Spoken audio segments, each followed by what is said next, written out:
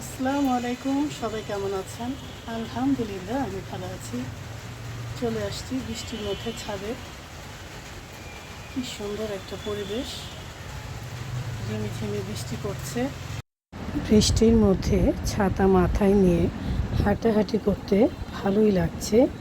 আর এই যে দেখেন আমার অপরাজিতা গাছ, সেদিন কেটে দিয়েছি, আবার হুড় হুড় করে বেড়ে উঠছে, অনেক ডালপালা গজিয়েছে। আবার নার্সারি থেকে ছোট্ট একটা অপরাজিতা গাছ কিনেছিলাম, আজকে কত বড় হয়ে গেছে। যত্ন নিলে গাছ কেন, যে কোনো জিনিসই ভালো থাকে। টাপুর টুপুর বৃষ্টির মধ্যে ফুলগুলো কি যে সুন্দর লাগছে, মাশাআল্লাহ। আর জবা ফুলের কথা কী বা বলবো, সব গাছেই ফুল ফুটেছে।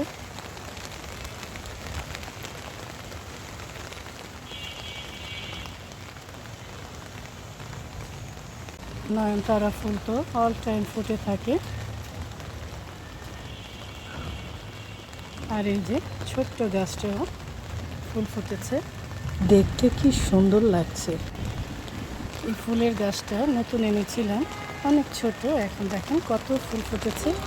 আর এখানেও আমি বেঁধে দিয়েছি রেলিংয়ের মধ্যে, যেন বেয়ে বেয়ে অনেক দূর চলে যেতে পারে। ছাদে সৌন্দর্যই হচ্ছে ফুল গাছ। আর এই গোলাপ গাছটায় সব সময় ফুল ফুটেই থাকে, একটা দুটো না, অনেকগুলো করে ফুল ফুটে।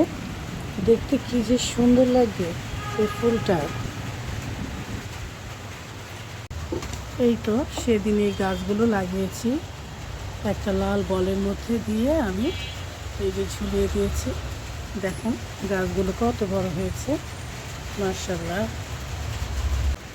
আর আমার এই পাতাবাহারের গাছটা দেখেন কত লম্বা হয়েছে। বৃষ্টির জন্য চেয়ারগুলো একটার উপর একটা রেখে দিয়েছি, যেন নষ্ট হয়ে না যায়।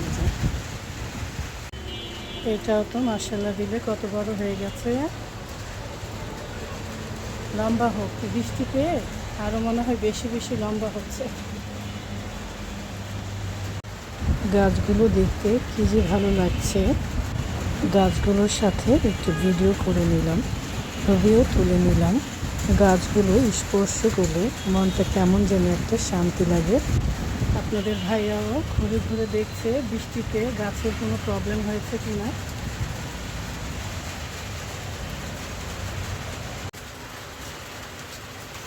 বৃষ্টিটা দেখতে কি যে ভালো লাগছে। আর গাছগুলো দেখেন কত তরতাজা হয়ে গেছে, ফুল ফুটেছে।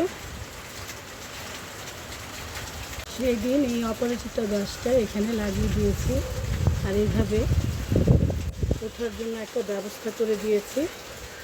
দেখেন গাছগুলো কত বড় হয়ে গেছে।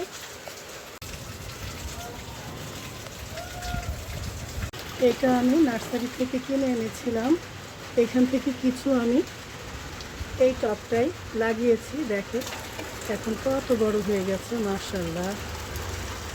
দেখেই শান্তি, চোখের সামনে যখন দেখি গাছগুলো বড় হয়ে যাচ্ছে, দেখেই শান্তি লাগে, কেমন জানি একটা মায়া লাগে।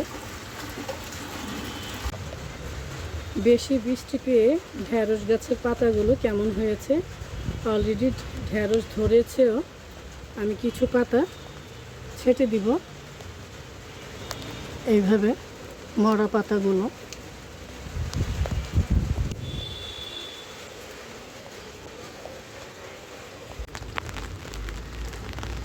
কিচেন ওয়েস্টগুলো আমরা এই ড্রামে রাখি, জৈব সার করব।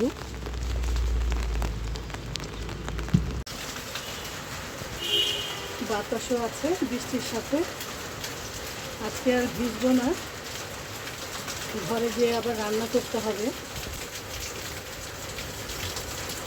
শুধু বৃষ্টিটা উপভোগ করতে এসেছি, আর গাছগুলো দেখতেও এসেছি।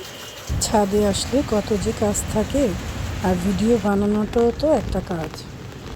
ছাদ থেকে ঘরে চলে যাচ্ছি, ঘরে যেয়ে আবার রান্না করতে হবে। এই তো চলে এসেছি আমার রান্নাঘরে। একটা আস্ত তেলাপিয়া মাছ ভেজে নিচ্ছি। বৃষ্টির দিনে খেতে ভালোই লাগবে। আপনাদের ভাইয়া তেলাপিয়া মাছ খুবই পছন্দ করে। আস্ত একটা তেলাপিয়া মাছ তাই ভেজে দিচ্ছি। এই তো হয়ে গেছে তেলাপিয়া মাছ ভাজা। উপরে পেঁয়াজের বেরেস্তা দিয়ে দিয়েছি। কাঁচকলা আর আলু সিদ্ধ করে নিয়েছি। ছাদ বাগানের পুদিনা পাতা এনেছি। এখন ভর্তা করব। লবণ দিয়ে দিচ্ছি, সরিষার তেল দিয়ে দিচ্ছি, 2টা কাঁচামরিচ সিদ্ধ করে নিয়েছি আলু আর কাঁচকলার সাথে। কি সুন্দর কাঁচকলাটা সিদ্ধ হয়ে গেছে আর আলুটাও। এখন সব একসাথে মিক্সড করে নিচ্ছি। এই ভর্তাটা খেতে কিন্তু দারুণ লাগে। গরম গরম ভাতের সাথে এই ধরনের একটা ভর্তা হলে আর কিছু লাগে না।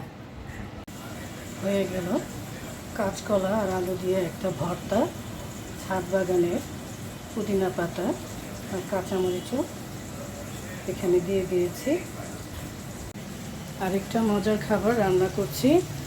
পেঁয়াজটা ভেজে নিচ্ছি। মুগের ডাল দিয়ে মাছের মাথা দিয়ে রান্না করছি। এটা খেতে কিন্তু দারুণ লাগে। একটু ঘন রাখবো, হ্যাঁ, এরকম ঘন ঘন থাকবে। এখন পেঁয়াজের বেরেস্তাটা আমি দিয়ে দিচ্ছি ডালের মধ্যে। এই ডালটা খেতে যে এত মজা লাগে, এটা রুটি দিয়ে খেলেও খুব টেস্ট। এই ডালটা ডালের উপরে দিয়ে দিচ্ছি জিরে ফাঁকি, দিয়ে দিচ্ছি 1 চামচ ঘি। ডালটা খেতে আরও বেশি ভালো লাগবে। সবাই ভালো থাকবেন, সুস্থ থাকবেন। আল্লাহ হাফেজ।